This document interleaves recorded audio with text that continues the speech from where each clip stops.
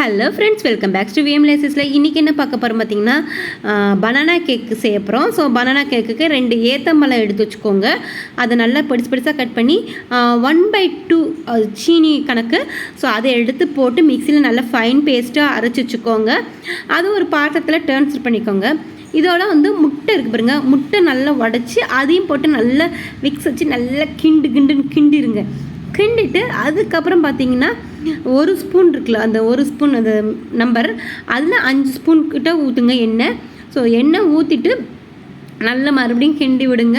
அதுக்கப்புறம் கோதுமை இல்லை மைதா எதுனாலும் நம்ம உங்கள் விஷ் தான். ஸோ நாங்கள் கோதுமை தான் போட்டோம், ஏன்னா ஹெல்த்தியாக சாப்பிடுமே அப்படின்னு காட்டி கோதுமை போட்டேன்.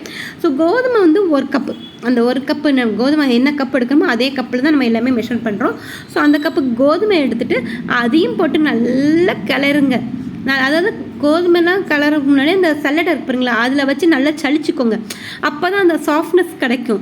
ஸோ அதில் வச்சு நல்லா சளிச்சிட்டு இது பண்ணுங்கள். அதுக்கப்புறம் கொக்கோ பவுடர் ஏற்கனவே நம்ம வீட்டில் ஸ்டாக் இருக்கும். ஸோ அந்த கொக்கோ பவுடரையும் போட்டு அதையும் சளிச்சது, எதை எடுத்தாலும் நம்ம சளிச்சுட்டு தான் போடணும். ஸோ அதையும் சளிச்சிக்கோங்க. அதுக்கப்புறம் பேக்கிங் சோடா போட்டுக்கோங்க. ஸோ அது போட்டு நல்லா சளிச்சிட்டு சீனி நம்ம ஏற்கனவே திரிச்சு வச்சுக்கோம் பார்த்தீங்களா, அது ஏற்கனவே திரிச்சு வச்சு சீனி அது எல்லாமே மிக்ஸ் பண்ணியாச்சு. அதுக்கப்புறம் கொக்கோ பவுடர் போட்டு நல்லா மிக்ஸ் பண்ணதுக்கப்புறம் தேவையான அளவு பால் ஊற்றிக்கோங்க.